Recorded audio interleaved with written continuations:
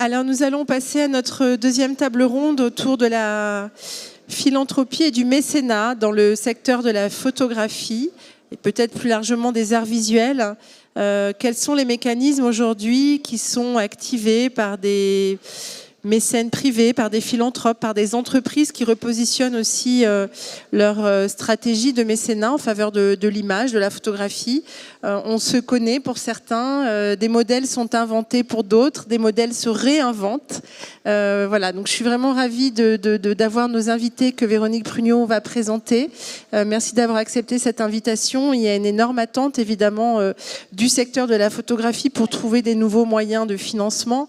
Nous-mêmes au ministère de la Culture, nous allons trouver d'autres partenaires pour co-construire des programmes ensemble. Et je remercie ceux qui acceptent de suivre nos propositions.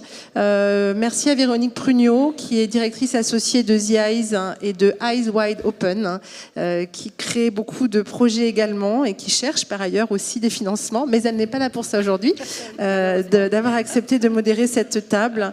Voilà, Véronique, je te laisse la parole et je te laisse présenter nos invités. Merci beaucoup. Merci beaucoup Fanny pour cette introduction. Je suis heureuse de présenter cette table ronde sur le mécénat autour d'expériences et d'initiatives concrètes dans le domaine de la photographie. Pour nous accompagner dans cette réflexion, nous avons invité des mécènes au parcours différents, tu le disais tout à l'heure Fanny, qui vont partager avec nous l'origine, l'ambition, la nature de leurs engagements dans la photographie et leur vision du paysage du mécénat en France. Merci à tous les quatre pour votre précieuse présence aujourd'hui. À ma gauche, Caroline Stein, responsable du mécénat et conservatrice de la collection d'entreprises Banque Neuflis OBC. Antoine de Galbert, dans l'ordre. Bénédicte Chevalier, directrice des mécènes du Sud, ex-Marseille. Antoine de Galbert, collectionneur et mécène, président de la Fondation Antoine de Galbert, et Cécile Trunet-Favre, directrice de la communication et des affaires publiques, groupe Fnac Darty.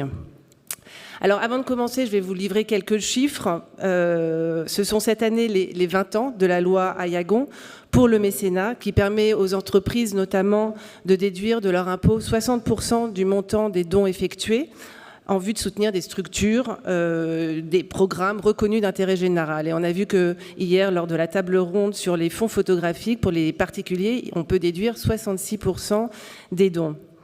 D'après le baromètre de l'ADMICAL, qui est donc l'Association pour le développement du mécénat industriel et commercial, qui a été réalisé en novembre 2022, la culture demeure le second domaine privilégié pour les entreprises mécènes, avec 22% de part de budget, juste derrière l'éducation à 24%.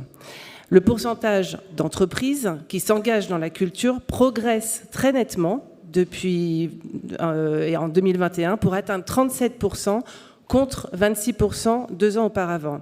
Et pourtant, dans le domaine de la photographie, ces actions semblent encore insuffisantes dans un secteur qui demeure partiellement précarisé. Nous allons nous interroger dès lors sur les enjeux et les perspectives de stratégie de mécénat aujourd'hui pour préserver un système d'une utilité évidente, mais dont la pérennité n'est jamais acquise. Nous allons distinguer ce qui relève d'une initiative personnelle et d'une démarche d'entreprise, et nous explorerons ensemble des pistes pour renforcer cette dynamique et la démarche vertueuse des entreprises au profit du secteur culturel et de la photographie en particulier. Alors, c'est une table qui va obéir à un timing très serré. Alors, je vais essayer néanmoins de conserver à l'issue de cette table un petit temps d'échange avec le public. Caroline Stein, je vais commencer par toi. On se connaît depuis longue date, donc je vais me permettre de te tutoyer. Tu es donc responsable du mécénat et conservatrice de la collection d'entreprises Banque Neuflis OBC. Qu'est-ce qui a décidé, il y a 25 ans, l'un des leaders de la banque privée en France à placer le mécénat au cœur de sa stratégie, en soutenant les arts visuels et en particulier la photographie, à une époque où la photographie n'était pas très en vogue, encore? Bonjour à tous, merci Véronique de cette invitation. Merci également au ministère de la Culture pour l'organisation de ce Parlement qui nous fait plaisir à tous et qui, je pense, est un endroit d'échange particulièrement fécond. En effet, au sein de Neuflis-Aubessé, je suis donc responsable du mécénat. Le mécénat recouvre deux aspects. Le premier, c'est cette fondation d'entreprise et cette collection d'entreprises par ailleurs. Les deux sont donc nés en 1997. On a fêté les 25 ans l'année dernière et donc sont constitués vraiment sur un socle historique. Pourquoi ?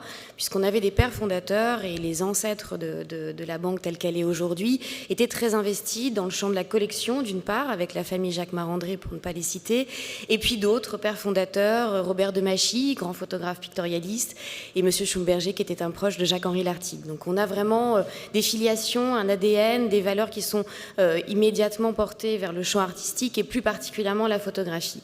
Mais à l'origine, c'est vrai, quand la création donc, de ce mécénat s'est faite et s'est constituée sous la forme d'une fondation, c'était évidemment une initiative d'un président, du président de l'époque, qui a insufflé cette envie, qui a insufflé cet engouement et cet élan. Et il est vrai que ça tient souvent à une personne.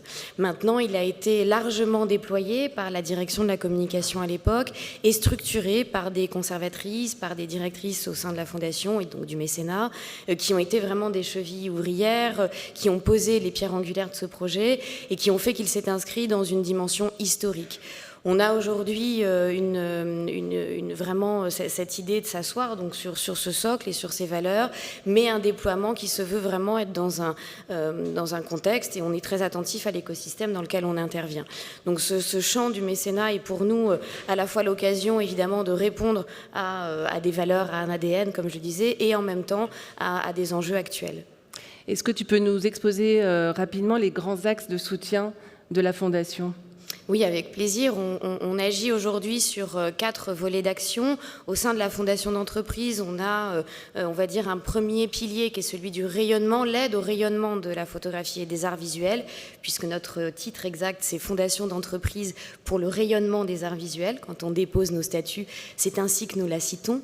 Et donc le premier grand pilier, c'est aider le rayonnement donc des arts visuels par le prisme des expositions que nous accompagnons. Et j'ai aperçu dans la salle Arend Chavaillant du Jeu de Paume, que je salue, puisque notre vaisseau amiral pour ce mécénat, c'est le Jeu de Paume, que nous accompagnons avec la semaine prochaine l'ouverture de l'exposition consacrée à Johan van der Keuken, cinéaste et photographe néerlandais, et pour laquelle nous prêtons aussi des œuvres de la collection. Nous avons également un large soutien apporté à la Cinémathèque française, puisque quand on parle d'images, d'art visuel, on parle d'images fixes et d'images animées. Et puis une colonne vertébrale dans la Fondation qui est celle vraiment consacrée au projet pédagogique et à tout ce qui concerne l'éducation à l'image. Et là, on a des actions qui sont structurées avec les ateliers de la Maison européenne de la photographie qu'on accompagne, l'enseignement de la photographie à l'école des beaux-arts et d'autres, je ne vais pas tous les citer pour laisser de la place à tout le monde, je pense que vous trouverez toutes ces informations sur notre site, mais c'est vrai que c'est important aussi pour nous d'avoir vraiment cette antenne et ce pilier qui est vraiment dédié à l'éducation à l'image. Et par ailleurs, nous avons aussi tout un volet qui est plutôt en lien avec le patrimoine et la transmission, et notamment par exemple avec le Collège international de la photographie qui est intervenu hier au nom de Michel Poivert, et c'est aussi une action très importante. Et par ailleurs, donc de manière indépendante à notre fondation, nous avons notre collection d'entreprises qui nous permet de soutenir la création contemporaine par des acquisitions qui se font à un rythme, on va dire, régulier tout au long de l'année, et ce depuis 25 ans également. Donc, en termes de soutien, vous êtes plutôt sur du soutien d'institutions, en fait. Oui, nous ne sommes pas une fondation opératrice, nous sommes une fondation distributrice, c'est-à-dire que nous venons systématiquement en soutien à des projets. Nous n'avons de rôle, on va dire, direct que par les acquisitions de la collection. Mais la fondation est-elle vraiment un organe qui va soutenir les institutions, les associations, les festivals, un certain nombre de porteurs de projets, quels qu'ils soient. Ça peut être un centre d'art, ça peut être un festival. Et nous sommes vraiment dédiés à ce fonctionnement-là. Nous n'avons pas de velléité, nous ne faisons pas d'ingérence dans les projets. Et nous sommes vraiment accompagnants de programmes d'exposition ou d'enseignement.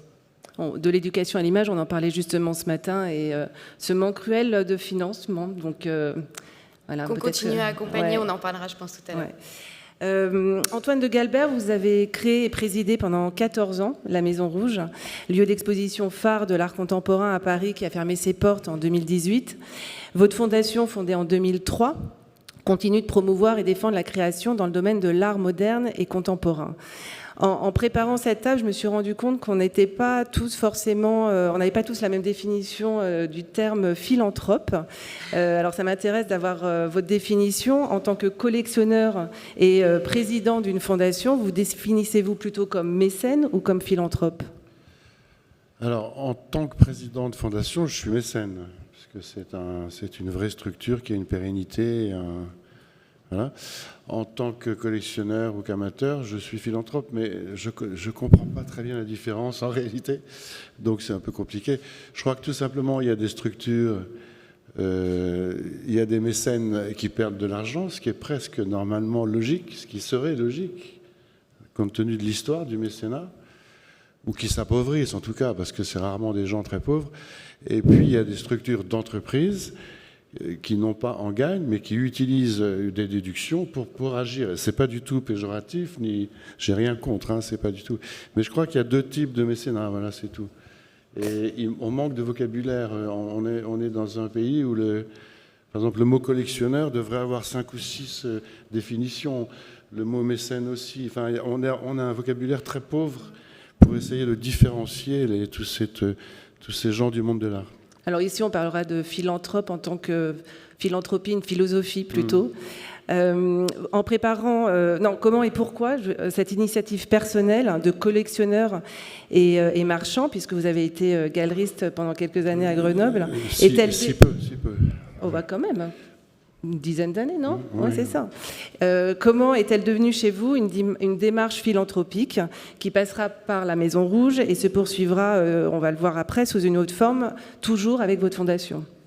Écoutez, je dis souvent ça va faire rire, mais j'étais plus riche que mes clients, donc ça n'avait aucun sens d'être marchand, mais ma passion pour l'art et mon besoin de partager, de montrer, de défendre aussi, parce que je suis souvent critique par rapport à certaines œuvres, m'a incité à continuer, mais sous forme non-profit, c'est-à-dire à créer une fondation.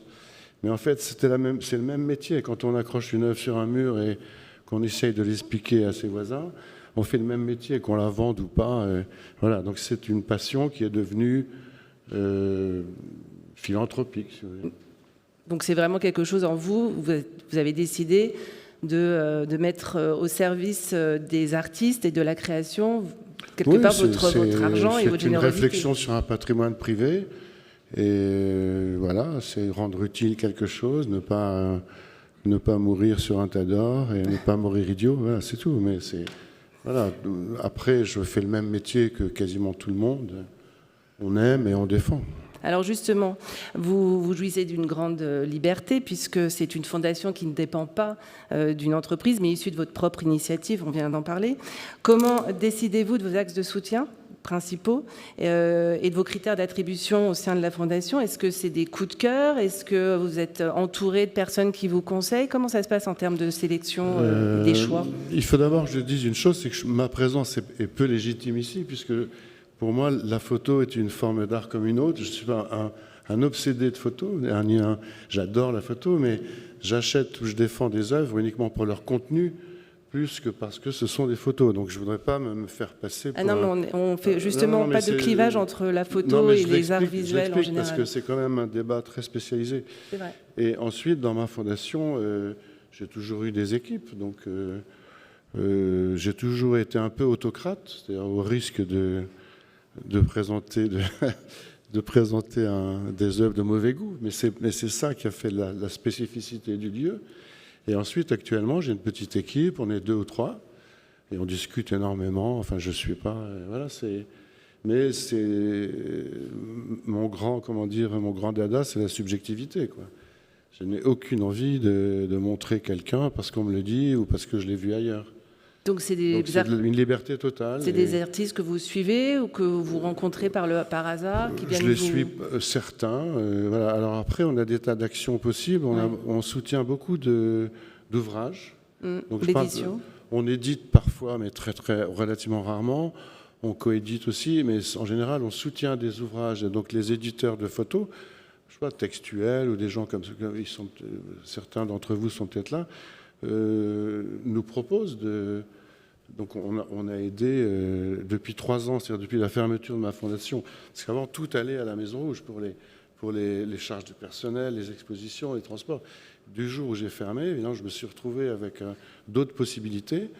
Et vous avez gardé le même budget pour la fondation? Oui, quasiment, oui. Donc on m'a cru mort, mais en fait, je continue à faire une multitude de choses. Donc soutien à l'édition. Ce qui est important. Voilà. Qu'est-ce qu'on a fait d'autre Camille, que je vois là-bas? Non, ce qu'on fait actuellement, si je suis trop long, vous m'arrêtez. Non, mais vos 3 axes principaux. On fait actuellement une chose assez importante au musée de Grenoble. Oui. Moi, je suis grenoblois et j'ai souhaité, avec Guy Touzato, qui est le directeur du musée, aider le musée. Parce qu'une des fonctions de la fondation est de soutenir les musées. On est très proche du public, en fait, et donc enrichir les collections quand on peut. Et donc Guy Touzato m'a dit que le fonds photographique de Grenoble était relativement réduit. Et donc je lui ai dit, OK, on va aller vers la photo. Je connais quand même un peu la photo, évidemment, je ne vais pas me faire passer pour un... Et très vite, voilà, la photo, d'accord, mais je ne vais pas aujourd'hui faire une collection de photos qui va aller du nu de 1930 jusqu'à la photo plasticienne. Enfin, ça n'avait aucun sens. Et donc, on a réduit. Et donc, on a, depuis 3 ou 4 ans, acheté des œuvres très géopolitiques, axées sur l'histoire du monde, sur l'histoire des peuples, sur l'histoire tout court. Et on arrive maintenant, après 200 œuvres, donc je l'annonce, parce qu'il faudra que vous veniez tous voir ça. À partir de décembre, c'est ça? Le 15 décembre, au musée de Grenoble, on fait un gros catalogue. Donc vous avez fait une donation d'une partie de votre collection, plus des acquisitions. J'ai donné quelques œuvres de ma collection, je commence à donner pas mal, et puis on a acheté beaucoup. Donc c'est un beau projet qui est assez neuf, parce qu'il y a évidemment beaucoup de donations dans les musées, mais je ne connais pas l'équivalent. Enfin, donc c'est une belle aventure. Assez risqué, mais on a aussi bien une photo de Cartier-Bresson qu'une photo d'un anonyme ou d'un très jeune artiste inconnu. Enfin, c'est totalement Maison Rouge comme esprit, c'est-à-dire qu'on n'a pas de stratégie ni médiatique, ni commerciale, c'est très libre. Donc ça, c'est un très gros projet qui est directement lié au sujet d'aujourd'hui. Bénédicte Chevalier. Vous êtes donc directrice des Mécènes du Sud Aix-Marseille. Alors c'est une association assez expérimentale puisqu'il s'agit en fait d'un collectif d'acteurs économiques Mécènes du Sud Aix-Marseille qui s'étend depuis peu à Montpellier, Sète et Béziers. Vous y avez développé dès 2007 l'accompagnement des artistes lauréats, l'initiation des mécènes à l'art, et on y reviendra, et les résidences d'artistes en entreprise. Alors petit rappel historique, pourquoi et comment est né ce collectif d'entreprise à Marseille en 2003. Bonjour, d'abord, merci pour l'invitation et pour tout cet bel auditoire. Mécènes du Sud, c'est né, on va dire, d'un faisceau de circonstances, mais surtout d'un désir et d'un sentiment de légitimité un peu nouveau pour des chefs d'entreprise de se sentir autorisés à avoir une action collective pour un territoire qui était quand même assez dégradé en termes d'image, en termes de, de vie de la cité et même d'urbanisme lui-même. Et c'est une époque où il y a quand même eu une grosse montée des prix de l'immobilier et un départ assez massif. En gros, les étudiants qui étaient formés dans les écoles d'art d'Aix-en-Provence, de Marseille, ils partaient à cette époque-là à Berlin. Et il y a eu une prise de conscience comme ça des fondateurs, ils étaient 8, et le désir se dire en fait, en tout cas le pari de faire quelque chose ensemble qu'ils ne feraient pas chacun individuellement. Donc une sorte de force comme ça, et puis d'autonomie, de liberté, d'indépendance, avec un principe, je ne sais pas si je vais jusque-là, d'anonymisation des dons, du fait en fait de ce mécénat collectif, chacune des entreprises accepter de ne pas apparaître en tant que telle, mais de laisser Mécènes du Sud exister pour eux. Vous avez la liste juste des entreprises sur votre site internet. Oui, alors aujourd'hui, il y en a une quarantaine pour chacun des collectifs, donc ça fait 80 à peu près acteurs économiques, puisqu'en fait, entre 2003 et maintenant, la nature même des membres a évolué en fonction aussi de l'évolution du monde économique. Voilà, Chacun des collectifs, vous parlez... Aix-Marseille, depuis 2003, Mécène du Sud, Montpellier 7, Béziers depuis 2016. Donc c'est un autre collectif. Oui, il y a des deux côtés maintenant une quarantaine d'entreprises. Quelle est la typologie typologie de ces entreprises? Alors c'est vraiment extrêmement... Alors c'est assez représentatif des territoires, mais très éclectique, très hétérogène. On a vraiment des gens qui sont des entreprises unipersonnelles, des grosses sociétés avec énormément de salariés, d'autres voilà, qui en ont très très peu, des PME, très peu de grandes entreprises au final.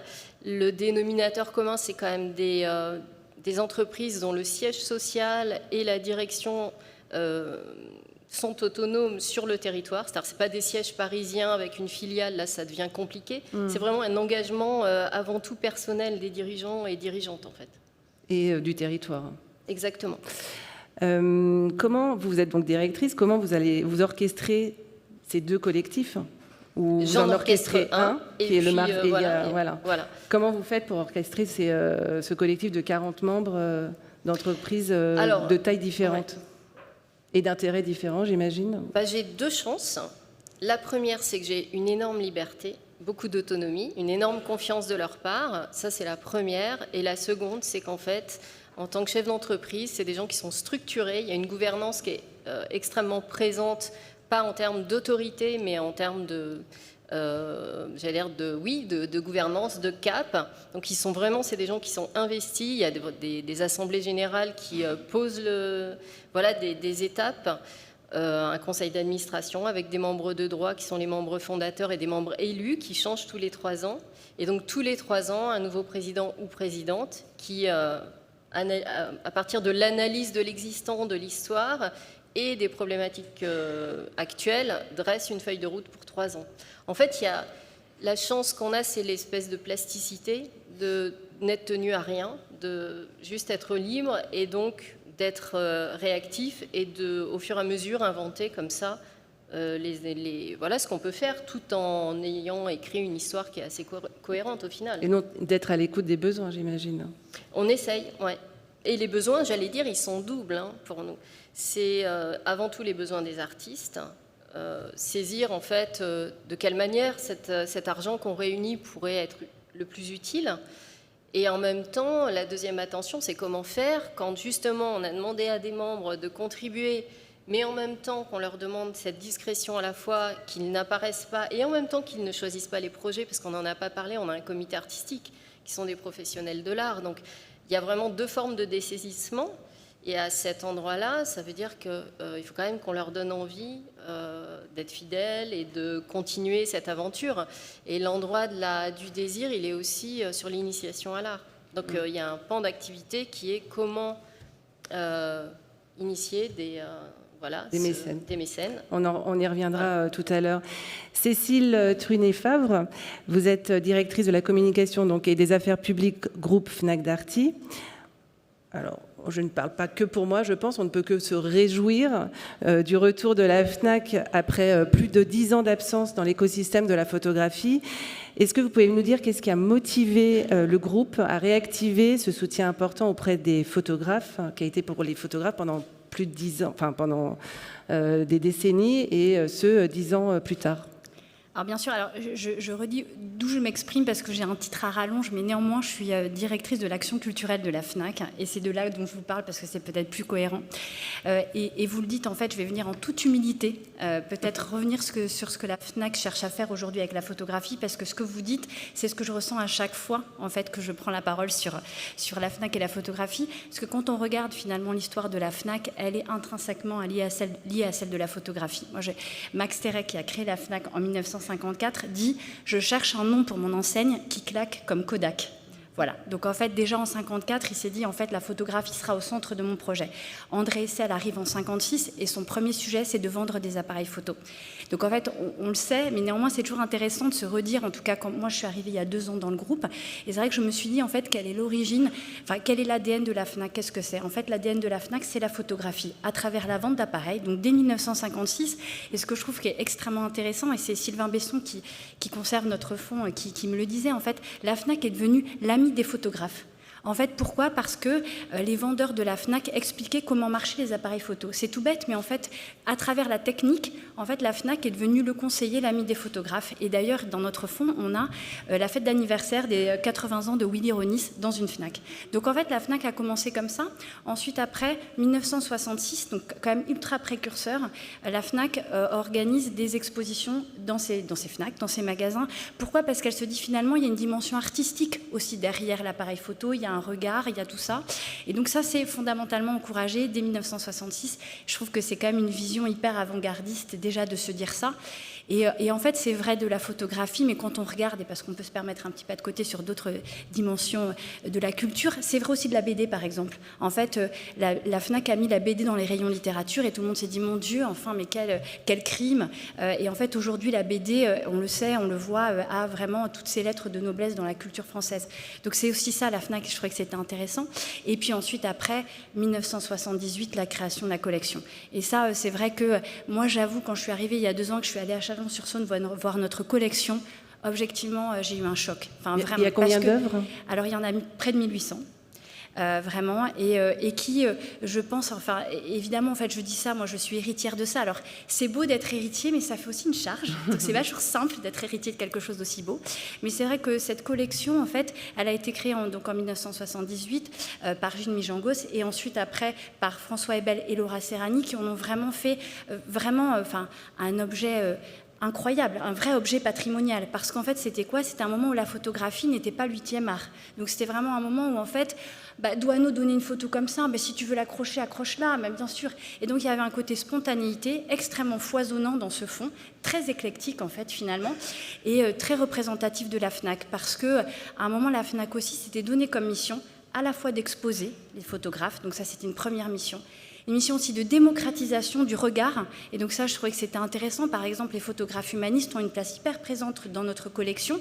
Et en fait, finalement, tout d'un coup, ils sont devenus, pardonnez-moi l'expression, mais un peu à la mode. Et donc, en fait, la Fnac a aussi façonné ce regard-là. Je trouvais que c'était hyper intéressant. Et puis ensuite, la Fnac, c'est un diffuseur militant. Donc on a aussi la guerre civile en Espagne, la guerre en Afghanistan. Et donc il y avait vraiment une volonté aussi de se dire à travers la photographie, c'était un moyen de permettre le débat autour de la société. Et vraiment, voilà, la Fnac, ça a été ça et la photographie. Donc c'est un héritage qui est très beau, un peu lourd aussi, on doit bien admettre, et sur lequel nous on a envie effectivement de reconstruire quelque chose. Mais alors pourquoi maintenant ? J'ai entendu tout à l'heure à la table ronde que en fait, finalement, la photo contemporaine, du coup, voilà, on s'en occupait plus et donc nous, on est à contre-courant. On a été à l'origine de la démocratisation de la photo quand la photographie n'était pas un art. Donc, je crois aussi que 2 choses. La Fnac a 70 ans l'année prochaine. Et forcément, quand vous êtes en charge de l'action culturelle de la Fnac et qu'elle a 70 ans, vous êtes obligé de vous dire, en fait, qu'est-ce qui a fait les 70 ans de la Fnac ? Si vous regardez ça, il y a plusieurs choses, mais clairement, il y a le soutien à la photographie. Le soutien à la photographie, la démocratisation de la photographie, le soutien aux artistes. Et donc, évidemment, moi, j'ai envie de retourner vers ça, parce que c'est ce qui a fait notre ADN, ce qui a fait notre spécificité. Donc, forcément, j'ai eu envie de ça. Ensuite, après, il y a aussi vraiment, de la part de la Fnac, une dimension très patrimoniale, l'envie de donner une contribution à ce monde artistique, à ce monde de la photographie.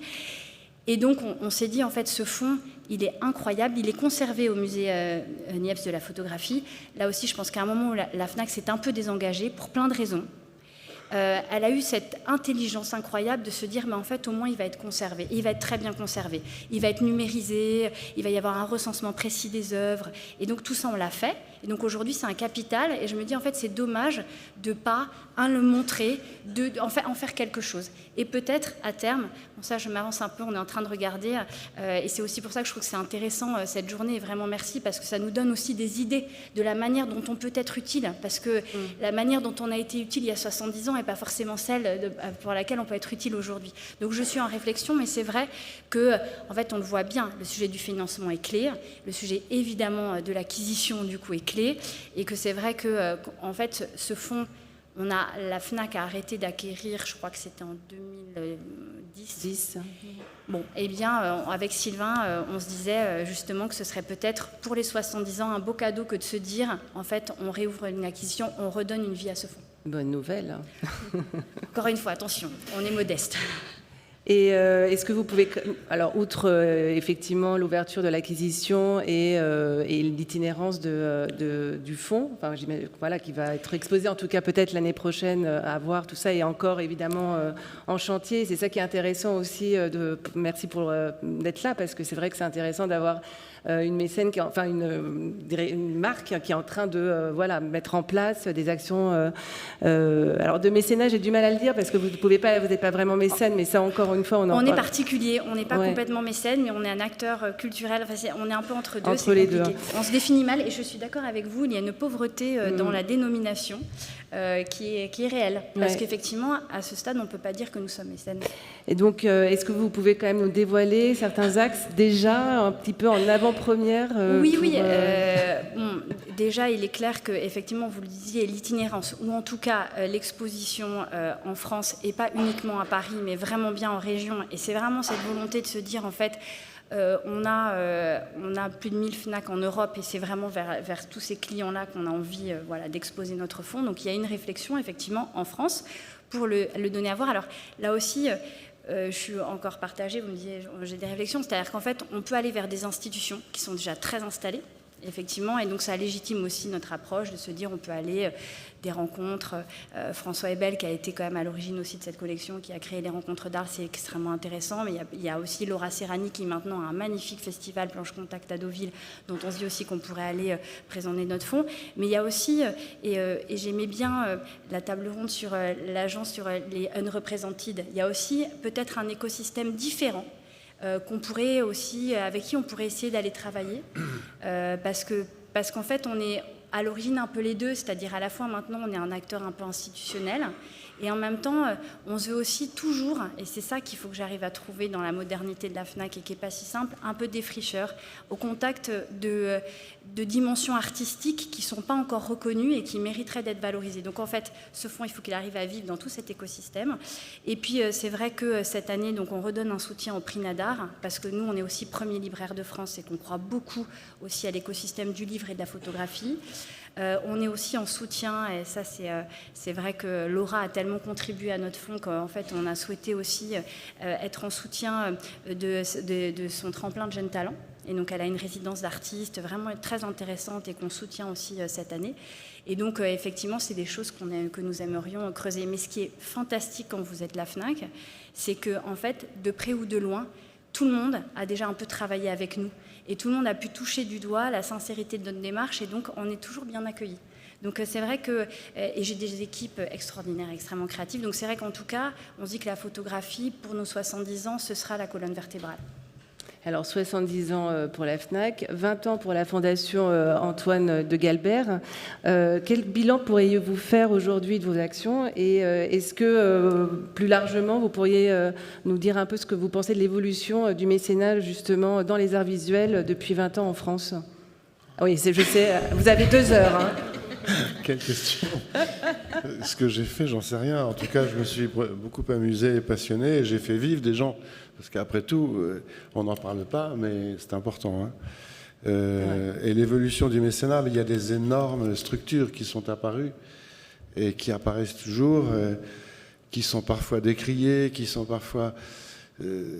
j'ose pas en parler réellement parce que je veux pas être trop subjectif, et toutes ces structures fonctionnent dans la légalité, donc on n'a rien à dire. L'utilité publique est décrétée par l'État, donc on n'a pas à se plaindre. Si on juge que certaines actions ne sont pas d'utilité publique, c'est de notre faute, et entre autres des ministères de tutelle et de l'État. C'est nous qui faisons le mécénat, c'est-à-dire que c'est l'État qui fait le mécénat. Donc moi je sens certaines critiques, je sens que j'ai envie parfois de critiquer.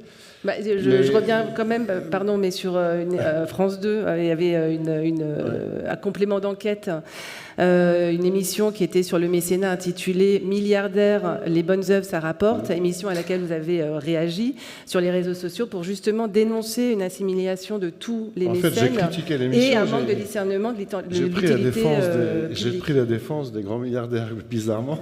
J'ai critiqué cette émission qui était populiste et totalement mensongère. C'est facile de critiquer les milliardaires. Qui aime les milliardaires? Personne. Enfin, je vois pas l'intérêt d'aimer un milliardaire. On peut être jaloux, on peut on peut être contre le système capitaliste, mais enfin, ça n'a aucun. Cette émission était populiste, c'est-à-dire elle allait dans le sens du grand public. Et mais justement, c'est un peu une mauvaise médiatisation du mécénat. Fausses. Entre autres, elle mélangeait le manque à gagner fiscal avec la perte fiscale. Enfin, c'était pas du tout une émission sérieuse. Et c'est de pire en pire. Toutes ces émissions sont de pire en pire. Mais en revanche, on peut penser que les grands groupes. Je mets la FNAC à part, parce que la FNAC, c'est un. Effectivement, moi-même, nous, on a travaillé avec vous. Voilà. La FNAC, c'était une aventure coopérative extraordinaire. Mais il y a des grands groupes qui ne. Enfin, j'espère qu'ils ne sont pas là aujourd'hui, mais qui ne font que vendre des sacs à main, quoi. Donc, pourquoi leur donner l'utilité publique? Pourquoi? Et justement, c'est tout, mais après, l'utilité publique. Mais ils sont dans une parfaite légalité, et il y en a même certains avec qui je suis ami. Enfin, j'ai aucune animosité, mais je pense que le mécénat, on est passé de rien à tout. On est passé de rien à tout. Il y a des pays d'économie libérale où tout est privé. En France, il n'y avait rien. Donc, on a fait les lois pour les entreprises, et sans prévoir que l'immensité de certains groupes allait générer des manques assez importants. Donc, entre-temps, l'État a réagi en plafonnant. Mais voilà, mais au fond des choses, tout est positif en réalité. Et plus il y a d'art, plus il y a d'artistes, plus c'est... Voilà. J'arrête là. Bénédicte Chevalier, donc toujours d'après le baromètre de l'Amicale, le spectacle vivant et la musique sont les deux domaines pour lesquels les mécènes de la culture s'engagent en priorité et auxquels ils consacrent les budgets les plus élevés. 48% contre 25% pour les arts visuels comprenant la photographie, mais la sculpture aussi, la peinture, les arts graphiques, etc. Alors, comment incitez-vous les entreprises à s'engager plutôt vers les arts visuels que les arts vivants? Nous, c'est une décision qu'on a prise il y a 10 ans, de resserrer le mécénat qui, dans les 10 premières années, était pluridisciplinaire. À l'issue de Marseille, capitale européenne de la culture, on a interrogé les membres en posant cette question.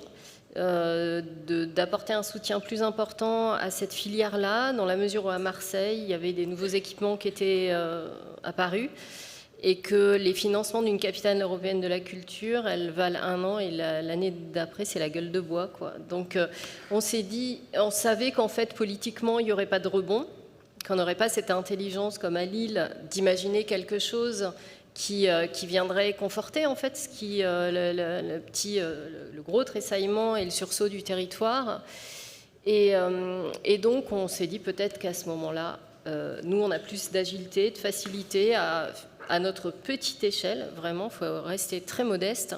Et donc à partir de 2014, on a consacré la moitié du budget de mécénat à de la diffusion, à aider une grande exposition. Et pareil, avec cette un peu carte blanche qu'on se donne, qui à l'origine était définie comme soutien à une institution du territoire et qui a évolué de la même manière que notre appel à projet nous permet de soutenir soit une institution du territoire, soit un artiste du territoire qui est invité ailleurs. Et donc ça ouvre quand même le champ des possibilités. Et il y a toujours cette idée que vous avez prononcée de rayonnement, et de se dire que ça part de là où sont les mécènes aussi, où ça y revient, voilà, ça circule, comme ça crée des liens.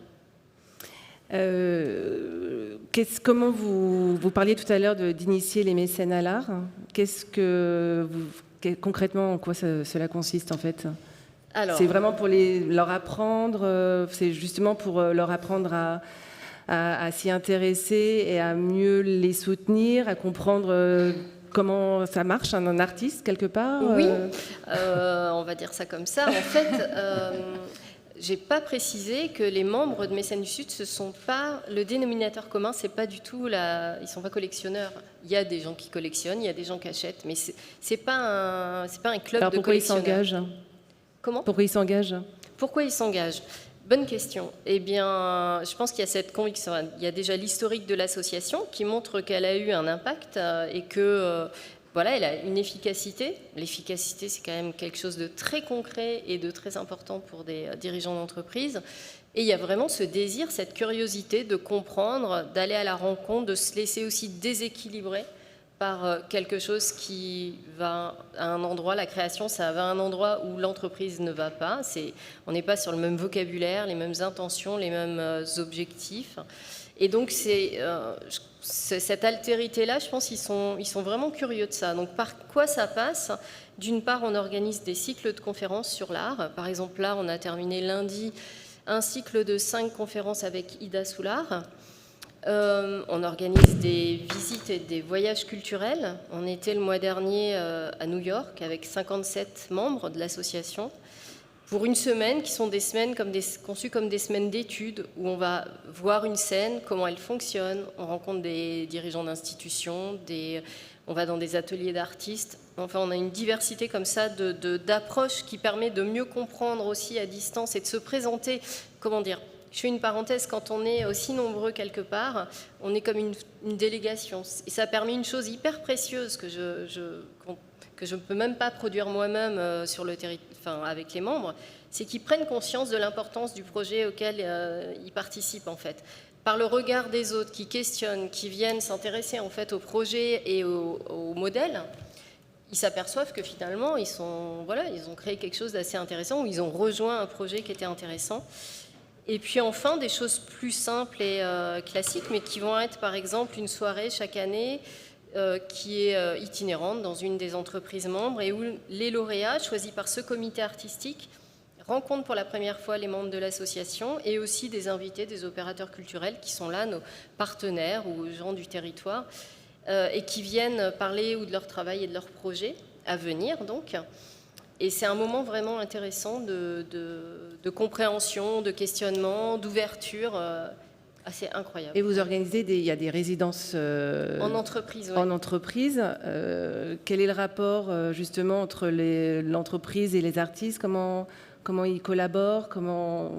Alors, les résidences en entreprise, c'est quelque chose qu'on a démarré quand je suis arrivée à Mécènes du Sud, donc en 2007, d'une manière assez empirique, avec ce désir de concrétiser le rapprochement du monde de l'art et de l'entreprise et de se dire que c'est pas parce qu'on donne de l'argent qu'on crée des relations et que c'est à travers les projets, la connaissance faite, pour le coup, le dénominateur commun à cet endroit-là, c'est le travail. Et ça permet de déconstruire cette idée que l'artiste ne serait pas au travail ou de montrer ce qu'est son travail. Et ça ouvre des entreprises, si on peut les regarder comme des paysages, ça donne accès en tout cas à des paysages qui sont inaccessibles si on n'y est pas invité. Et si on n'y est pas invité à travailler, à investiguer, à rechercher, à rencontrer et à observer. Et les résidences, elles permettent ça, elles sont des cartes blanches. Et ça me permet de rebondir en fait, oui.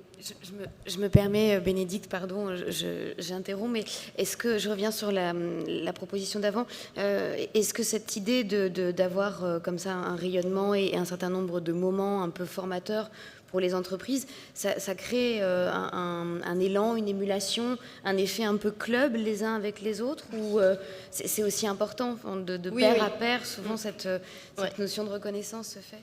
En tout cas, il y a deux choses que ça produit. De la convivialité, c'est sûr. Et il y a un truc très précieux qu'on arrive à conserver justement dans cette hétérogénéité des membres, c'est qu'il n'y a jamais de compétition à qui possède, je parle d'art, hein, qui possède, qui sait, qui est sachant, qui connaît mieux. Donc les plus initiés initient les moins initiés. Et on a aussi, je vais le souligner pour leur aussi un petit hommage, on a pendant une dizaine d'années eu dans notre comité artistique José Jean Solin, qui sont donc des collectionneurs bien célèbres de Marseille, marqué José Jean Solin. Donc on a décidé que José serait membre d'honneur. Et en fait, ils ont pris goût à nos voyages. Là, ils étaient pendant une semaine avec nous à New York et ils ont joué ce rôle aussi de passeur, de pédagogue et en fait de faire bénéficier à la fois de leur contact et de leur savoir. Ils ont organisé une conférence. Il y a un vrai échange, quoi, une transmission, il y a partage. Une transmission, voilà. On a organisé, ils ont proposé une conférence avant le départ sur des pièces de leur collection qu'on allait revoir, des artistes qu'on allait revoir à la Diabicon ou ailleurs, au MoMA. Et voilà, il y a cet aspect très généreux et vraiment simple, quoi. Voilà. Ouais. Caroline Stein, la Banque Neuflis-Aubessé a renouvelé son engagement en 2022. auprès des artistes et des institutions culturelles. On n'imagine pas forcément une banque philanthrope. Est-ce un positionnement que tu dois renouveler? Je crois que c'est tous les 5 ans, c'est ça, pour une fondation, ou alors ça va de soi pour les dirigeants?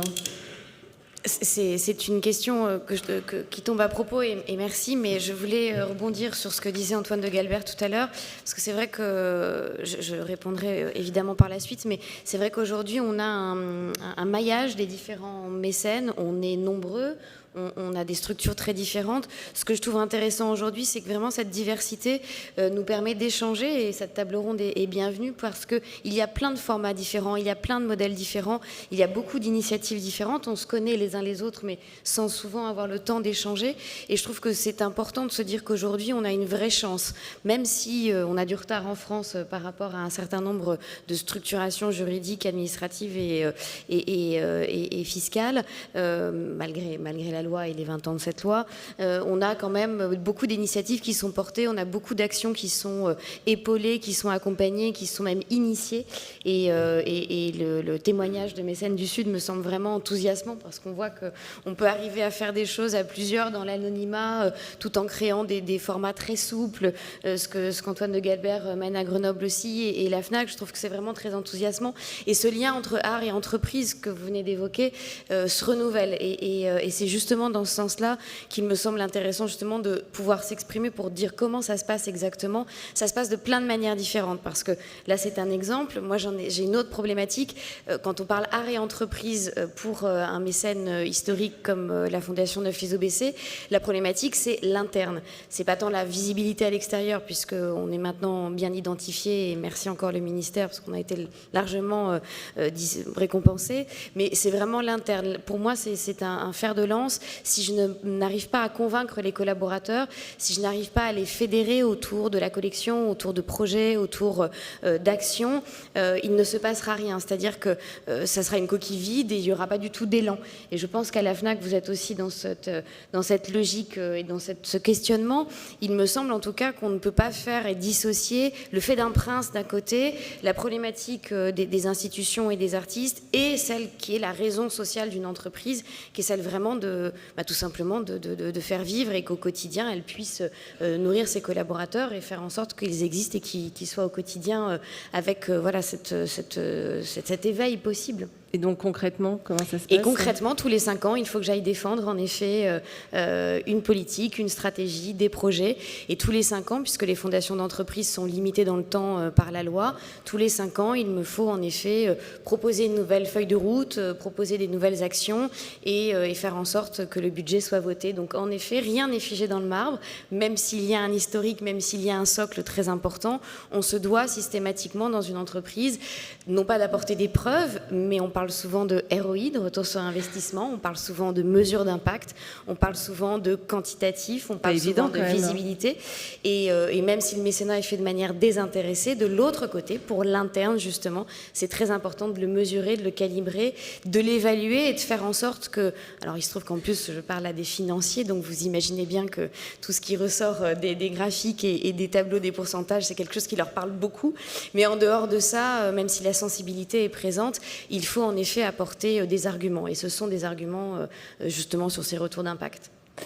Lors du renouvellement, justement, le communiqué de presse précisait que la banque réaffirmait l'engagement durable d'une entreprise citoyenne et d'un mécène responsable. Des mots-clés qui marquent le positionnement de la banque sur une politique proche de la RSE, donc responsabilité sociale des entreprises. Est-ce là un tournant des pratiques dans les entreprises qui privilégient une dimension d'impact social et sociétal qui relève plutôt de la RSE ?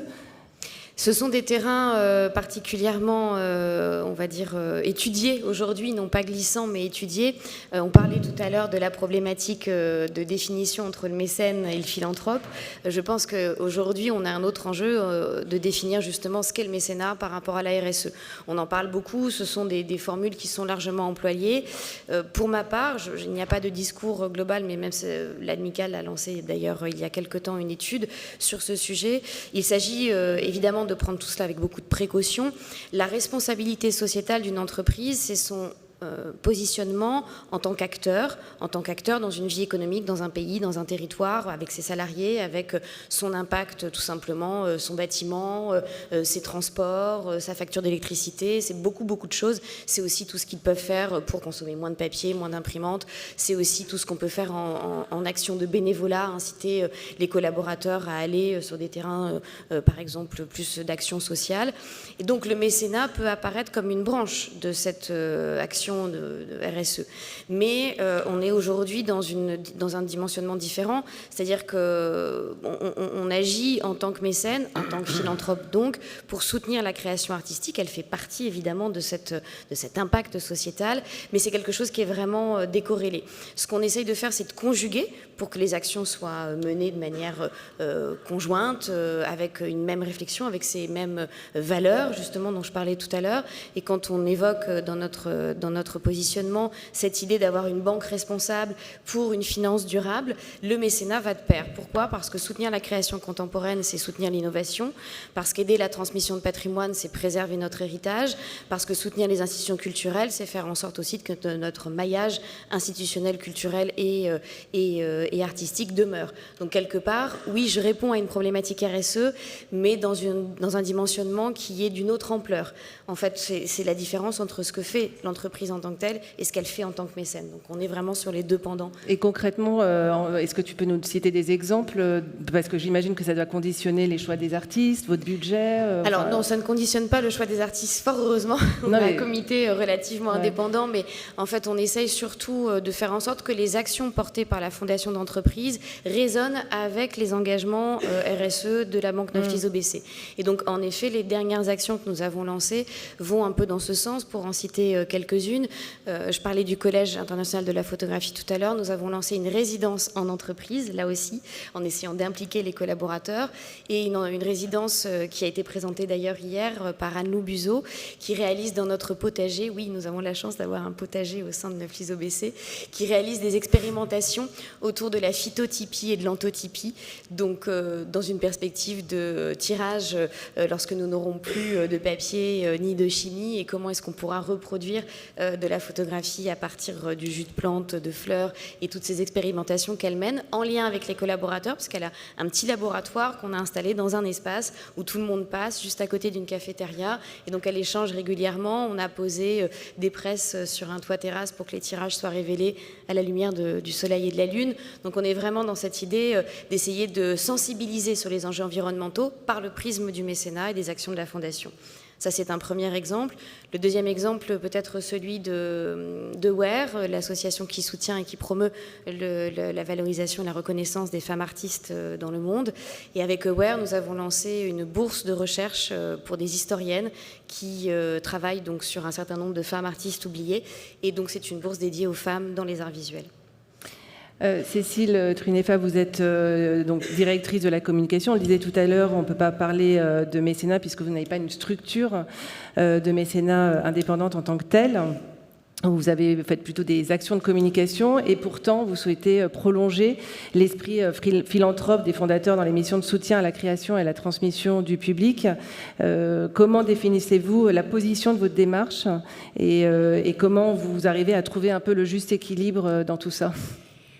En fait, il y a un concept que je trouve qui est extrêmement intéressant, qui est la responsabilité culturelle des entreprises. On en entend de plus en plus parler. Et en fait, là encore, en fait, la FNAC, j'étais vraiment pas là du tout à cette époque-là, mais a été assez précurseur là-dessus. C'est-à-dire qu'en fait, elle s'est tout de suite dit, à côté de ma mission de vendeur d'appareils de photo, de vendeur de livres, il y a autre chose. Et ça, c'est vraiment effectivement l'intention première des fondateurs de la FNAC. Et donc, derrière le autre chose, il y a vraiment cette mission, en fait, que moi, je considère un peu comme une mission qui est assignée à tous les collaborateurs de la FNAC, en tout cas, qui est triple. La première, c'est vraiment la démocratisation de la culture, mais au sens vraiment premier, c'est-à-dire que dans toutes les FNAC, il doit se passer quelque chose, et c'est quelque chose de gratuit, quelque chose d'accessible, une rencontre. Et donc ça, c'est vraiment aujourd'hui, 10 000 événements culturels sont organisés par la FNAC par an. Ils sont gratuits. Je peux vous dire, on parlait d'équilibre financier. Combien de fois mon directeur financier est venu me parler en me disant bah, peut-être qu'on peut les rendre payants. Bret Easton Ellis, vous êtes les seuls à l'avoir en France. Ça peut peut-être être payant. Certains clients pourraient payer pour ça. Effectivement, certains clients pourraient payer pour ça. D'autres pourraient jamais payer pour ça. Et donc, en fait, c'est pour ça que nous, on considère qu'en fait, vraiment, cette démocratisation-là, ça doit être un accès vraiment premier, facile, gratuit de nos clients à la culture. Et donc ça, vraiment, moi, j'ai des équipes extrêmement mobilisées à Paris, en région, mais je reviens de Lisbonne parce que nous avons un festival de musique aussi gratuit au pied de la Tour de Belém. Les équipes portugaises sont exactement de la même manière très impliquées sur cette dynamique-là. D'ailleurs, font beaucoup plus d'événements culturels que nous, les Français, donc je me suis dit qu'il fallait aussi qu'on rattrape ce retard. Mais donc c'était un premier sujet. Et cette rencontre avec le public, elle est assez fondamentale et elle a notamment, je pense, beaucoup participé à l'émulation autour de la photographie dans les années 70. Donc ça, c'est un premier sujet. Et puis en fait, et en plus, ça génère quelque chose que je trouve qui est très intéressant aujourd'hui, qui est la transversalité. C'est-à-dire qu'en fait, à la FNAC, vous pouvez aller acheter un livre, vous pouvez rencontrer un photographe, vous pouvez vous faire dédicacer une bande dessinée, enfin, vous pouvez aller voir un concert de musique. Donc il y a vraiment tout ça. Et d'ailleurs, j'en profite juste aussi parce que c'est de l'actualité de la FNAC, sans vouloir faire trop de démarches commerciales, mais en fait, on est aussi aujourd'hui une marque en capacité de soutenir un festival de musique totalement gratuit en plein centre de Paris, sur 3 jours, avec une programmation qui est vraiment digne des plus grandes programmations de festivals.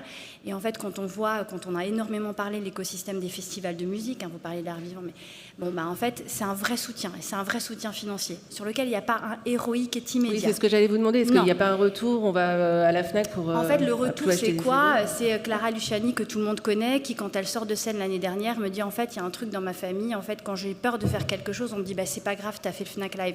Parce qu'il y a 5 ans, quand elle était personne, elle était avec sa guitare devant les 15 000 personnes du parvis de l'Hôtel de Ville. Elle a été morte de trouille.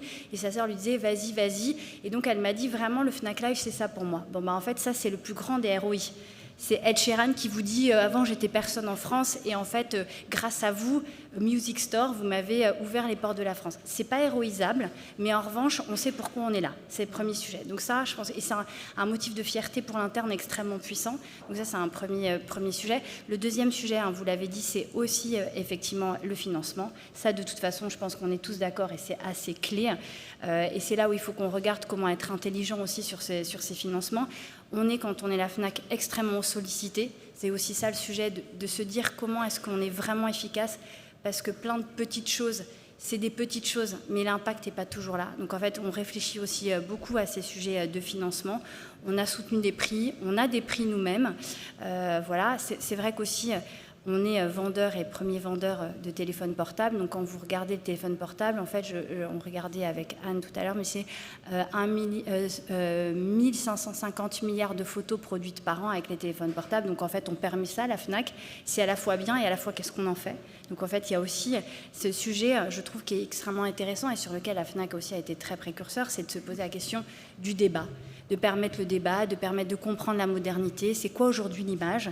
On parlait aussi d'éducation à l'image. Et ça, vraiment, depuis le début, la FNAC a aussi interrogé ces questions-là et elle reste toujours acteur là.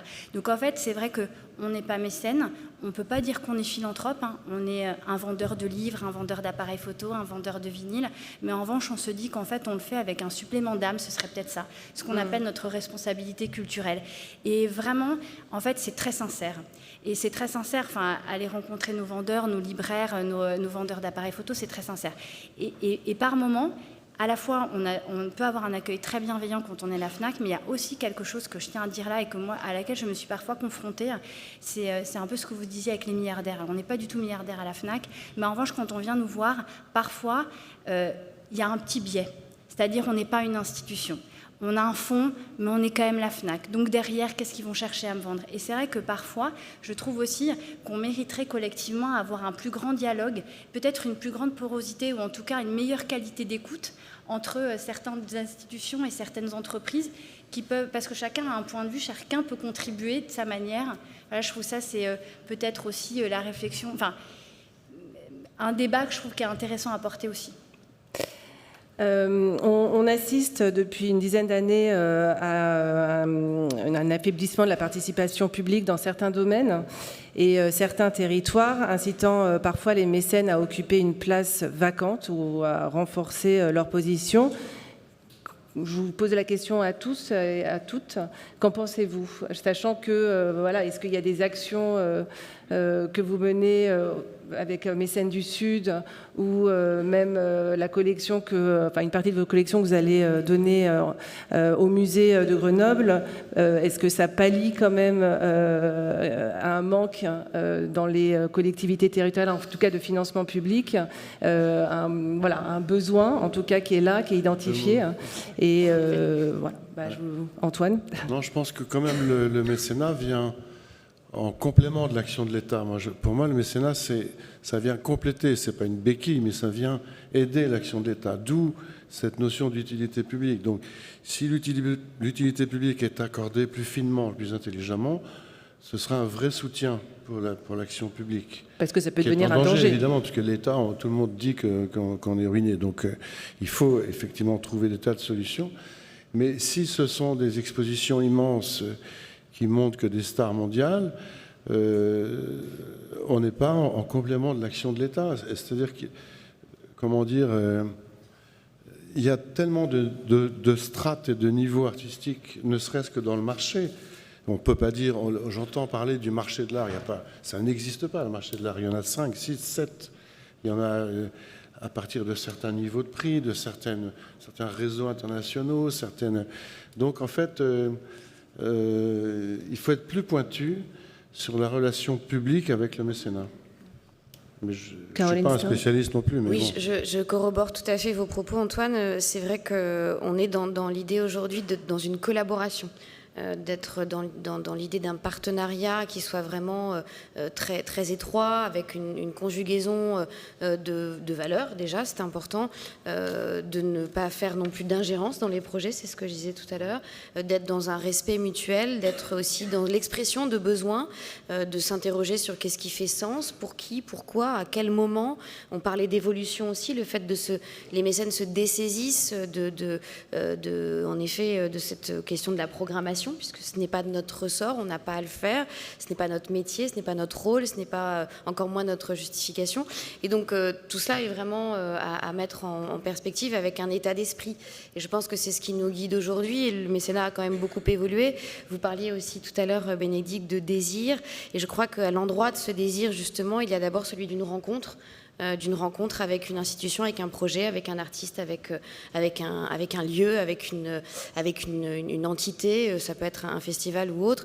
Je pense notamment à cette idée-là par rapport au festival de Vichy que nous accompagnons aussi depuis longtemps. Et le festival de Vichy est dédié au portrait en photographie. Et nous avons une collection nous-mêmes avec la thématique du portrait et des figures humaines. Donc on s'est dit très rapidement qu'il y avait quelque chose à faire. Mais que faire? On a beau se donner ça comme constat, comment est-ce que nous pouvons travailler ensemble?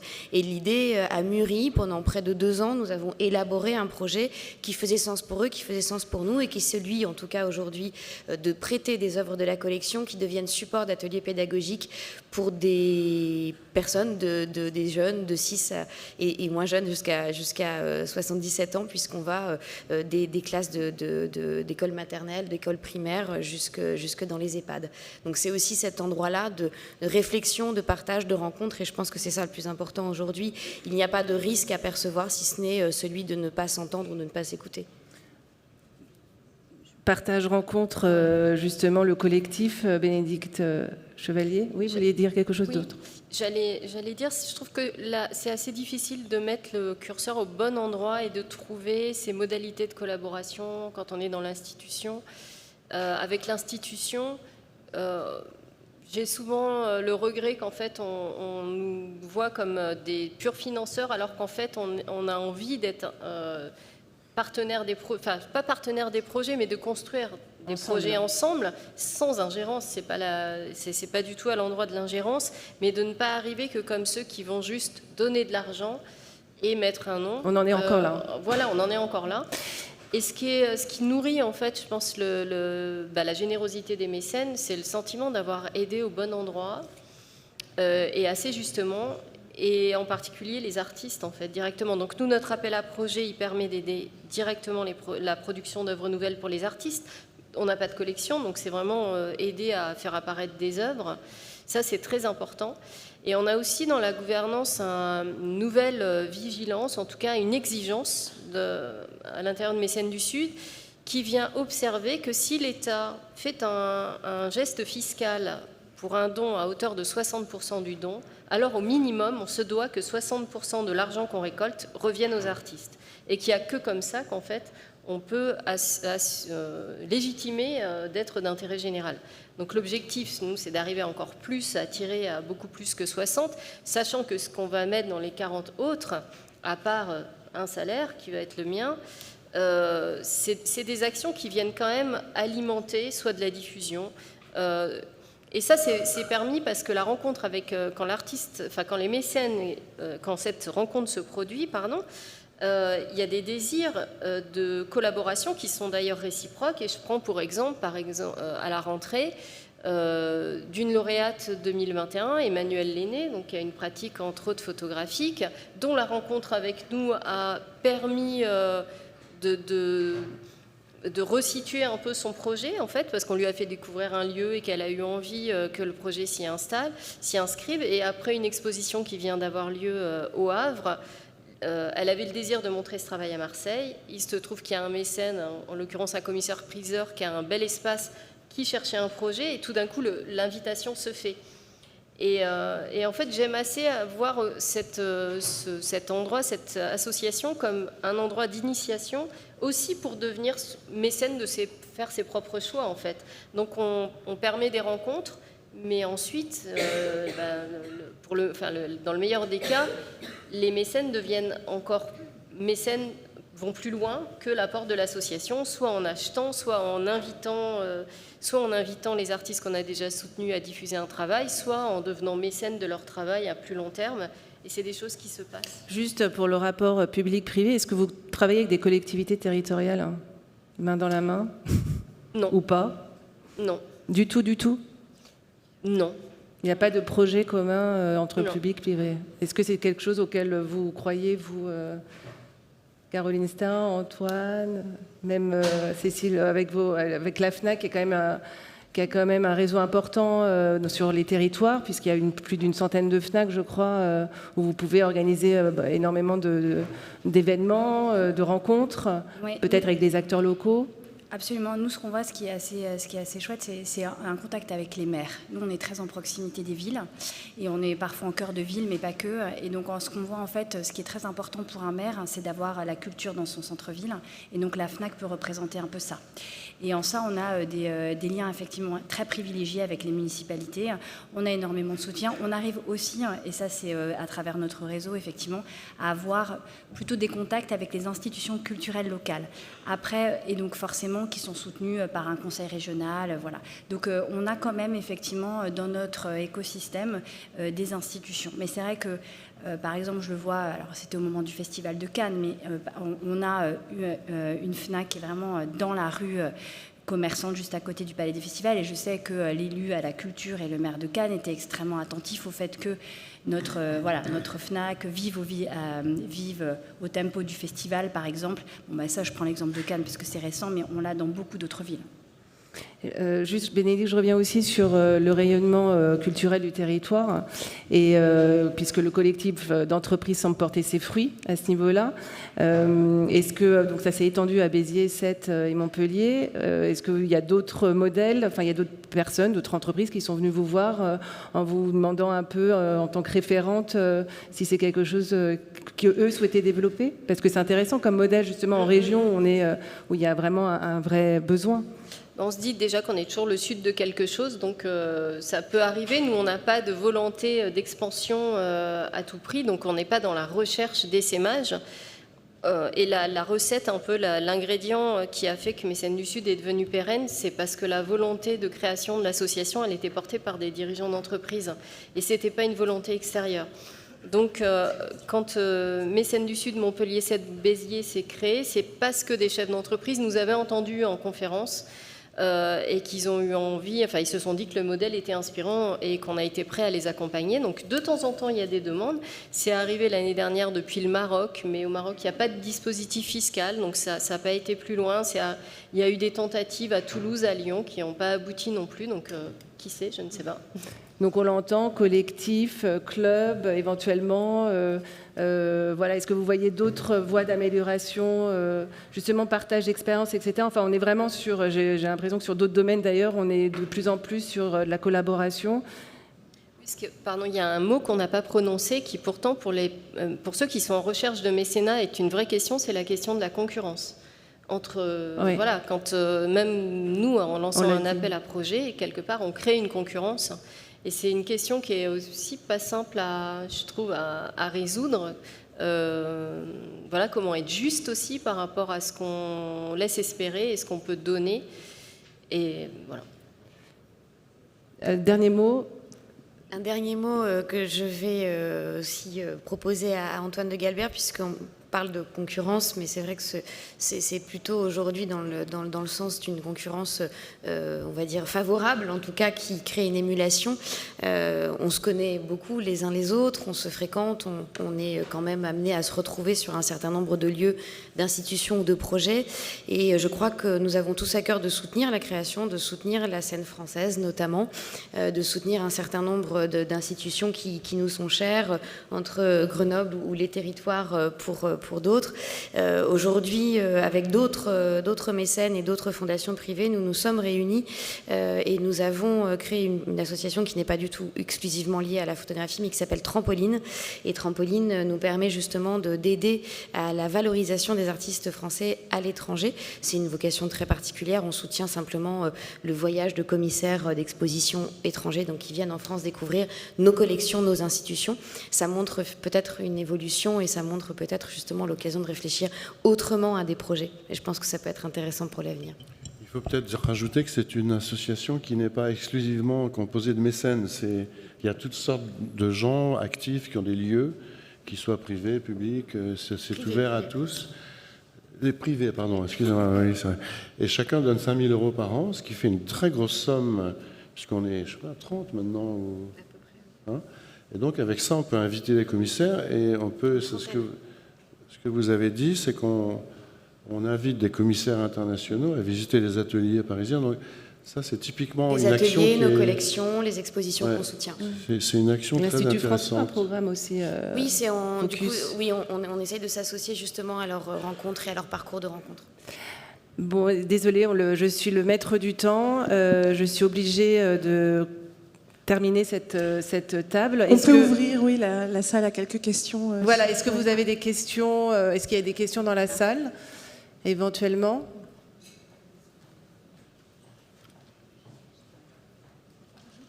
Bonjour et merci pour cette table ronde très éclairante sur la façon dont le mécénat peut se déployer mais aussi s'inventer. J'ai deux questions qui sont plutôt des demandes de précision pour Caroline Stein et Bénédicte Chevalier. Caroline, j'aurais voulu savoir comment les achats se faisaient, quelle était l'organisation, enfin comment les acquisitions pouvaient se faire. Elles étaient organisées. Et juste pour Bénédicte Chevalier, je voulais savoir si les artistes concernés par le mécénat étaient uniquement des artistes du Sud, de France, d'Europe, ou si c'était international. Je commence donc pour la première partie rapidement. Pour les acquisitions de la collection de FISOBC, nous avons un comité qui se réunit 3 fois par an. Nous avons un comité avec 4 personnes, 2 personnalités de l'extérieur qui nous accompagnent et 2 internes, dont moi-même. Et on se réunit donc 2 à 3 fois par an. On examine des dossiers qui nous ont été envoyés. Ça peut être des propositions de galeries, ça peut être des propositions d'agences, ça peut être les photographes en direct. J'en rencontre beaucoup, que ce soit à l'occasion des festivals, de lecture de portfolio, de mes petits parcours en galerie, et pour celles qui sont là, elles me connaissent bien, et c'est vrai que voilà, j'essaye d'avoir un terrain de prospection très large. C'est valable aussi pour les autres membres du comité, et donc on se réunit, on tient une liste à jour que j'alimente au fur et à mesure, qui commence à faire plusieurs centaines de pages maintenant, mais en tout cas on examine cette liste régulièrement et on décide des acquisitions. Une fois qu'on a fait une présélection, je la soumets bien évidemment à notre président du directoire, Laurent Garret, et nous examinons ensemble ce qui fait sens. En règle générale, il suit nos recommandations et on est donc assez indépendant, mais l'idée c'est de le faire partager aussi, et bien évidemment aussi aux collaborateurs, puisque j'invite les photographes après sélectionner à bien présenter leur travail, et est-ce qu'il y a un lien qui se fasse systématiquement. Bénédicte Chevalier. Je vais devoir passer, pardon. Bénédicte Chevalier sur la partie des La provenance artistes. des artistes, non. Les artistes peuvent être de toute origine géographique à partir du moment où le projet ou dans leur parcours, ils ont tissé des liens professionnels avec le territoire sur lequel ils candidatent. J'ai juste posé une question, pardon, mais très pratique, et je pense que ça va intéresser pas mal de monde dans la salle. Quel conseil vous pourriez donner à des artistes ou à des opérateurs culturels qui voudraient soumettre son projet? Est-ce que vous avez, voilà, dans le cas des bonnes pratiques, quel conseil vous pourriez leur donner? Rien. Surtout qu'ils nous envoient leurs documents. Mais on lisez, est obligé de répondre positivement à une minorité. Mais s'il n'y a pas contact, déjà, on reçoit beaucoup de dossiers. Et oui, j'imagine que vous êtes très sollicité. Oui, mais voilà, après on fait ce qu'on peut et voilà, on dit oui ou non. Caroline Stein? Oui, pour ma part, ça serait, qu'on reçoit énormément de dossiers, ça serait de bien étudier le positionnement de la Fondation avant de nous écrire, parce qu'on soutient donc les arts visuels, donc la photographie, l'image fixe, l'image animée, et les institutions, pas les projets en direct, et que je reçois beaucoup de candidatures ou de dossiers pour des projets en direct, ce qui n'est pas du tout notre cas. Donc de bien étudier ce qu'on fait, c'est vrai que, voilà, je sais que c'est pas toujours clair, c'est pas toujours facile, mais un petit mail en préalable, en préambule, permet de préciser un peu tout cela. Bénédicte Chevalier? Oui, j'aurais un conseil sur la manière de se positionner dans la relation et de justifier vraiment pas d'une nécessité financière, parce qu'elle existe toujours, mais du sens, en fait, de s'adresser à nous et de l'espoir qu'il y a à travers le projet de nouer un échange, en fait. Et je pense que le pire, c'est d'être considéré comme une espèce de boîte d'enregistrement où en fait, du coup, on se sent très éloigné, pas concerné. Et ça passe pas forcément par une rencontre physique. Et depuis l'année dernière, je crois, ou cette année, on a rajouté dans les pièces à apporter une lettre d'intention, comme un peu une lettre de motivation. Et franchement, il y en a des super. Et voilà, j'espère que ça va jouer parce que ça inspire alors. Oui. Cécile, pour l'instant. Moi j'aimais beaucoup aussi le fait de se dire que c'est l'individualité, la personnalité aussi qui doit transpirer. On a beaucoup parlé, nous on voit beaucoup aussi tous les sujets autour du digital, de la production massive d'images, de l'intelligence artificielle. C'est tous des sujets, comme on est aussi une entreprise d'innovation et de tech, c'est beaucoup de sujets qu'on traite. Et je trouve que l'humain, sa créativité, sa sensibilité, c'est quelque chose qui doit ressortir très fort. Je pense qu'en tout cas, si moi je devais juger quelque chose, ce serait à travers ça. J'ai un deuxième, mais qui est peut-être totalement évident pour tous ceux qui sont artistes, mais comment, à partir d'un travail personnel, on en fait une question universelle, en fait. Et moi, cette chose-là, elle est hyper précieuse, parce que c'est de cette manière-là que ça peut se partager, en fait, avec le premier public qui est celui des mécènes.